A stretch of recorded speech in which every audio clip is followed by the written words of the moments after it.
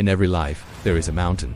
For some, it is made of rock and ice, a physical summit to be conquered. For a young man named Nico, this was his very purpose. From the moment he could walk, his eyes were fixed on the jagged peaks that pierced the sky above his village. He trained relentlessly, his body becoming a finely tuned instrument, his mind a fortress of determination. His dream was to stand on the world's highest places, to breathe the thin sacred air reserved for the few. He was on the cusp of his first great expedition, the culmination of a lifetime's ambition. But fate, in its often cruel and unpredictable way, had a different mountain for him to climb. It wasn't one of granite and snow, but of pain and uncertainty. A sudden, aggressive illness swept through him, leaving his body frail and his spirit in tatters. The doctor's words were a hammer blow, shattering his world into a million pieces. The mountains, once a symbol of his future, now became a taunting reminder of everything he had lost. His career as a mountaineer was over before it had even truly begun. The days that followed were dark. Nico was adrift in a sea of despair. The strength that had once propelled him up cliff faces was gone, replaced by a profound weakness. He watched from his window as the seasons changed on the peaks he so loved.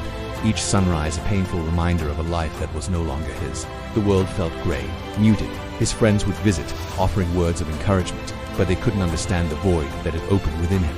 His identity, so deeply intertwined with the act of climbing, had been stripped away. Who was he if not a mountaineer?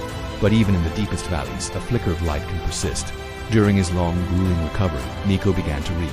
He started with tales of great explorers, but soon found himself captivated not by their conquests, but by the very mountains themselves.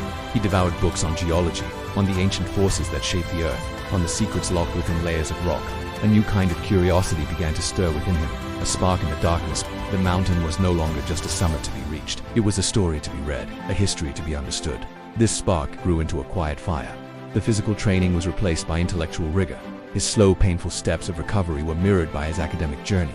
He enrolled in university, his focus shifting from the external climb to the internal one. He learned about plate tectonics, glacial formations, and the mineral composition of the very peaks he had once yearned to conquer. He discovered that his love for the mountains wasn't just about standing on top of them, it was about understanding them from their core. His hands, once calloused from ropes and ice axes, now expertly handled geological maps and rock samples. Years passed. Nico didn't climb the world's highest peaks, but he revealed their deepest secrets. He became a renowned geologist, his research papers revolutionizing the way we understand mountain formation. His work took him to the base of those majestic giants, where he would camp for weeks, not with climbing gear, but with scientific instruments. He could read the history of a billion years in a single rock face. He found a new way to connect with his first love, a way that was deeper and more profound than he had ever imagined. Nico's story became a beacon of hope. He began to speak at conferences and universities, not as a defeated climber, but as a triumphant scientist. He inspired countless young people, showing them that when one path closes, another, often more rewarding, can open. He taught them that the greatest obstacles we face are not the mountains outside, but the ones within our own minds.